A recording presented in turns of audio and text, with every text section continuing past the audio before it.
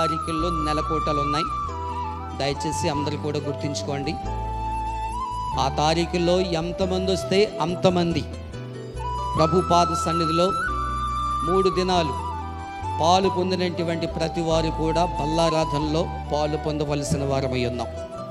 పెళ్ళిళ్ళున్నా, ఫంక్షన్లున్నా, వేరు వేరు కార్యక్రమాలు ఉన్నప్పటికీ కూడా, మీరు ఎక్కడున్నప్పటికీ కూడా ఆ మీటింగుల సమయాల్లో మాత్రం దేవుని సన్నిధిలో ప్రతి ఒక్కరము కూడా ప్రభువుకి కనబడవలసిందే. ఎందుకంటే గతించిన ఏ నెలది? మార్చి నెల జరిగినాయా? మనకి జరగలేదు. కాబట్టి ఏప్రిల్ మాసంలో మరి ఖచ్చితంగా జరుగుతాయి ఈ కోటాలు, నెల కోటాలు. యథావిధిగా మనకి శనివారం రాత్రి బల్లారాధన ఉంటుంది.